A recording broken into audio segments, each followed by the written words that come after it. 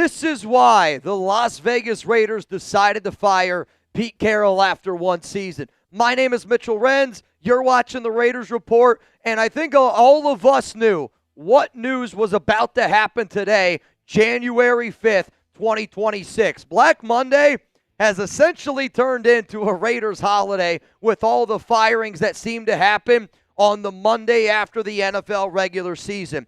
But I'm somebody where you knew the news was going to happen. The reason why you subscribe to the Raiders Report is to find out the why. Yeah, I know that I'm live right now on this channel, and I'm going to be live for 11 hours and 11 minutes. And if you're not watching this live show right now, get ready, hang out with me. I'm literally going to be here all freaking day. The final 2 hours of this show, we're going to blow the rooftop off of this joint. But there has to be a reason why. Because when you look at a lot of the reports, when you listen to a lot of the news that was out there earlier this offseason, I was told by a source, one of the biggest sources out there, that the Raiders, no matter what, are going to keep Pete Carroll for his entire regime 2 to 3 years with that fourth-year option. There's a reason why that plan ended, and I'm going to tell you why that happened here on today's show. If you didn't see that the Raiders decided to move on from Pete, one and done. He was the third coach that was fired since 2023. He had 2 years left on his contract, but Mark Davis knew that he had a decision to make. There was no way that you were going to be able to sell Raider Nation. There was no way you were going to be able to sell the current players on your team, the current front office members, that Pete Carroll was going to be good enough to get this thing going in the right direction. Pete was hired to not only win football games, but to build a culture. And I don't know where Pete failed more, if he failed more off the field or if he failed more on the field. And that is a big contributing factor to why Pete Carroll ultimately was let go. If you did not see the breaking news bright and early this morning, Adam Schefter confirmed that the Raiders decided to move on from Pete. Yeah, I already had a video ready to rock and roll. Yeah, we already had the video out as soon as the news dropped because I knew it was going to happen. The writing was on the wall. You knew it was going to happen. I knew it was going to happen. But the reason why I love the Raiders Report, the reason why we are the number one most watched Raiders show on the planet, the reason why we have the largest Raiders community is because I always want the nation to know I'm listening. I see what you have to say. So I want to know from all of y'all, be honest with me. Do you agree with the Pete Carroll firing? Give me a yes. Give me a no. Let me know down below if do you agree with the Raiders firing Pete Carroll? Because there's a lot of people out there. I bet you if you ask this question to Hondo Carpenter, he'd tell you no. There's a lot of people out there that were like, we can't just keep hiring and firing guys. It doesn't work. I'm going to hit you with a YouTube ad break while that ad is playing.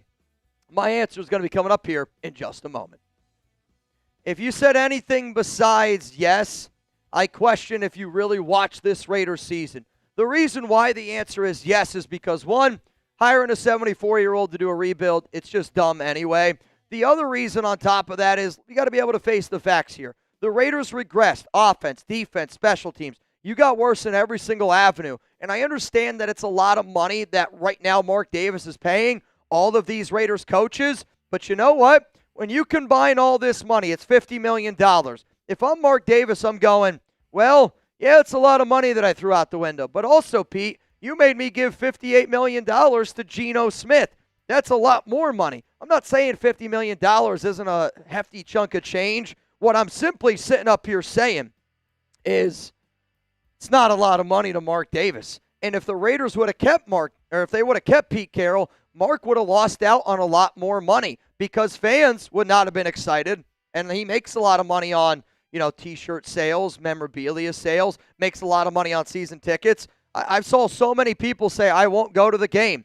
I won't support this team. And I really do think that if they would have ended up keeping Pete Carroll, Mark Davis would have lost way, way more money than what he lost in firing Pete Carroll. Speaking of Mark Davis, he made this statement today on social media. The Las Vegas Raiders have relieved Pete Carroll of his duties as head coach. We appreciate and wish him and his family all the best. Moving forward, General Manager John Spytek will lead all football operations in close collaboration with Tom Brady, including the search for the club's next head coach. Together, they will guide football decisions with a shared focus on leadership, culture, and alignment within the organization's long-term vision and goals.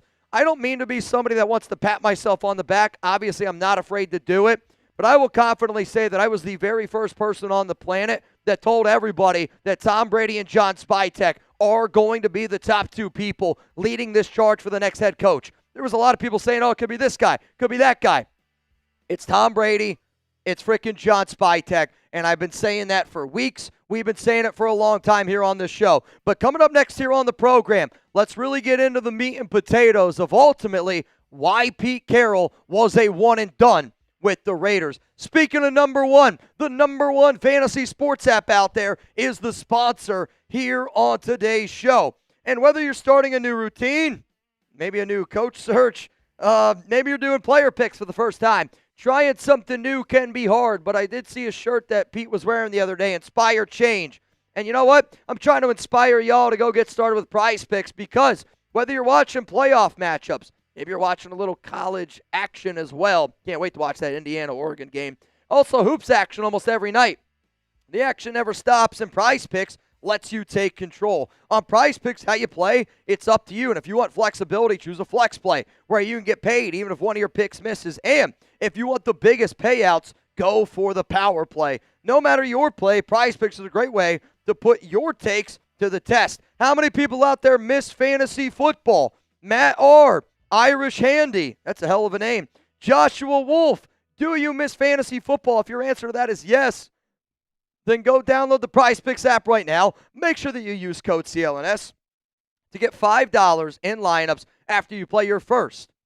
No, $50 in lineups after you play your first $5. I'll get it right. I've only done this read maybe 1,000 times. It's available in all 50 states, which there's no more excuses to not get in on the action. And if you want to join me and millions of other people, then download the PrizePicks app today. Use code CLNS to be able to get $100 in lineups after you play your first $5 lineup. That's code CLNS to get $50 in lineups after you play your first $5 lineup. PrizePicks, it's good to be right. So coming up here, this is why the Raiders decided to fire Pete Carroll. And I've done this show a little bit in the past when the rumors really started to happen, when there was a lot of smoke. And, I like to say where there's smoke, there's fire. But the very first reason why Pete was fired, owners in the front office, they wanted it. I spoke to multiple sources from the Las Vegas Raiders that said John Spytek and Pete Carroll did not see eye to eye. If you don't believe me, go back and check out that video that I did over a month ago.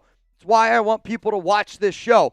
But now there's a lot of news. There's a lot of updates coming out that Pete Carroll and John Spytek did not see eye to eye. And if you look at that statement that Mark Davis made, he kind of hints at the idea of, Pete and John didn't do what the plan was. And Spytek and Brady's plan was, let's rebuild this team. Pete's problem was he wanted to be able to win right now. But also when you have multiple owners saying that it's time to move on, you got multiple people inside that front office going, hey, you hired me to do my job. Hey, you told me that this is what we were going to do. You're making me look bad because the guy that's the head coach isn't sticking to the plan. He's doing whatever the hell he wants to do. And when your front office wants one thing, when your ownership wants one thing, and your coaching staff is doing the complete opposite, you look like the Las Vegas Raiders in the 2025 season. The Pete Carroll Raiders were an absolute disaster. You were by far the worst team in the National Football League. The Raiders have never lost 15 games in a season. And you're probably counting your lucky stars that Patrick Mahomes didn't play in that Kansas City game. You barely beat a Chris Oladukin-led Chiefs roster, right?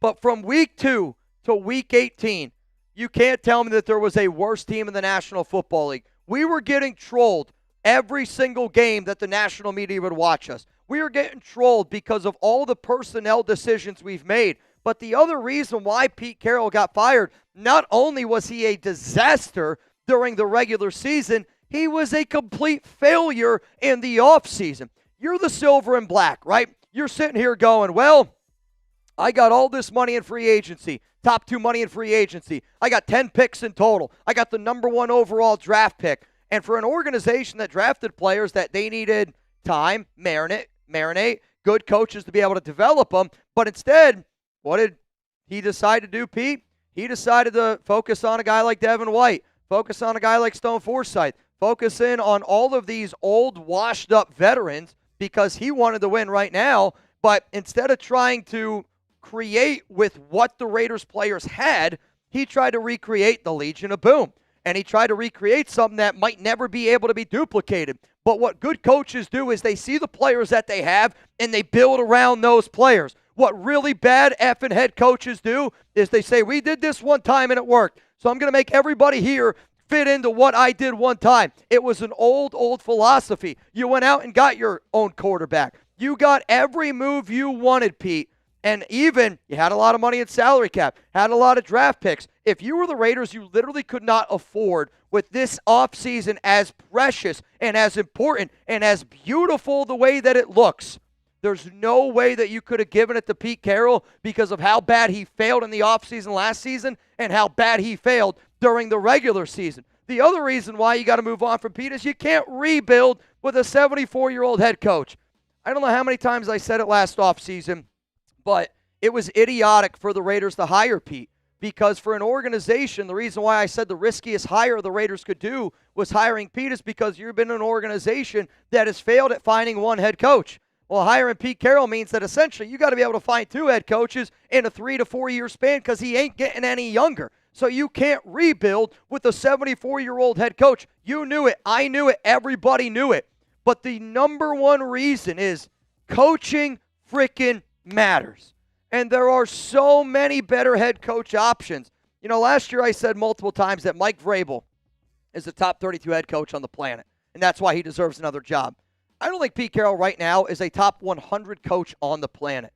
He might not be in the top 500 people that I would consider. Not saying he's not a legend. Not saying he's not going to go in the Hall of Fame. I'm saying right now, in 2026, he's not a top 100 coach. And the other problem that the Raiders had last season was this job wasn't attractive. You had the number 6 overall pick. You had no clear path at quarterback. The reason why Mike Vrabel decided to take that New England Patriots job where he flipped the team from 4-13 to 14-3 is because they had Drake May, but they also had a plan together. The Raiders now with the number 1 overall pick, you can go get your quarterback. You have salary cap space. You have the ability to build your roster. You know, Liam Cohn. Liam Cohn was somebody that I mentioned. Young, innovative offensive mind. Like the video, if you've ever heard me say that. They were able to go from 4-13 to 13-4. Why?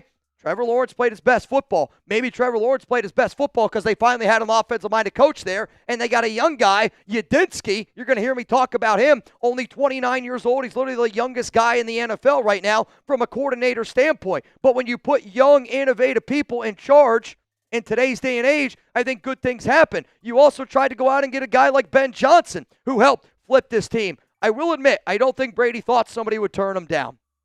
The reason why Ben Johnson turned down Tom Brady is because Caleb Williams was the better quarterback option than what we had. The Chicago Bears also had a plan in place, which was build in the trenches and build around your quarterback. That's what a smart team does. A smart team says, you know what, we drafted a quarterback at number 1 overall. Let's do everything in our power to build a wall in front of him, and that way he's taken care of. A bad organization says, we have a horrible offensive line. Let's add Alex Kappa. Let's take away JPJ from the center spot and draft Ashton Genty at number 6 overall and expect that to work when you got Brennan frickin' Carroll as your offensive line coach. Coaching matters in the NFL. And now we have some better options. There's going to be more names that end up popping up. But the only confirmed head coach candidates that I have seen, I'm not saying there might be other people out there saying XYZ. I'm only going to tell you the names that I know for a fact were told to me. The front runner for this job is Jesse Minter, defensive coordinator from the Los Angeles Chargers. A lot of ties with him. Spytech, Brady, Michigan ties, Harbaugh ties. I've done, I bet you, 2 to 3 different shows on why I think Jesse Minter will be the next Raiders head coach. If you want to go check it out, look up Jesse Minter on YouTube. Type in Raiders Report. Also, Robert Saleh turned down the job last season, but he's still in the mix this year. Brian Flores, defensive coordinator from Minnesota. What's really interesting is all 3 of these guys are defensive-minded head coaches. When you see the report that the Raiders are also looking at a guy like Brian Dable to be their OC, maybe the Raiders have a plan, and that is, let's get a young, innovative, defensive-minded head coach. Let's go get an offensive coordinator that's got some head coach experience, maybe a Brian Dable, maybe a Mike McDaniel. I don't know exactly. And we're going to pair that with a young quarterback in Fernando Mendoza. What I know is this. We are going to get a better head coach in the year of 2026. And for anybody out there that wants to blame Spytek, for anybody out there that wants to blame Brady, for anybody out there that wants to blame this front office, good front offices, good ownership, and a good GM, they do everything in their power to create a plan in the offseason. The plan this offseason was to rebuild, to get younger players and get them more playing time. You can't help that a good organization said, all right, now we're going to hand the keys to the coach and allow him to coach. You allow your coach to coach. Unfortunately, Pete Carroll was washed and didn't stick to the plan. You know, you could sit here and hand the keys to your kid who's just now 16 years old and say, all right, the plan is that you got to drive safe. If they go out there and they drive like a maniac, maybe it's your fault. Maybe it's not. But I think it's like you as a parent did everything that you felt like in your power to put your person in that best situation possible. I do feel that this Raiders organization has a smart front office. I think we have a smart owner in Tom Brady. And I know that a guy like Matthew Stafford turned us down. Ben Johnson turned us down. Mike Vrabel ended up going to New England. It's because the job wasn't good enough. Well, here's the thing. I don't know if you're going to have a better job than what you got right now. You got a lot of money in salary cap, the #1 overall pick. And I think that there's going to be a lot of good coaches that want to come coach here. Before I get on out of here, hit that subscribe button. Turn on those notifications because I'm live for 11 hours and 11 minutes. I don't know how much time I got left, depending on when you watch this show, but all I'll ask is this. If you've been a frustrated Raiders fan the entire season, show up for the last 2 hours of the program. It's going to be Raiders Happy Hour style. We're going to have some beers. We're going to have a good time, and we're going to celebrate 2026 because you deserve it, I deserve it, and the entire nation deserves it.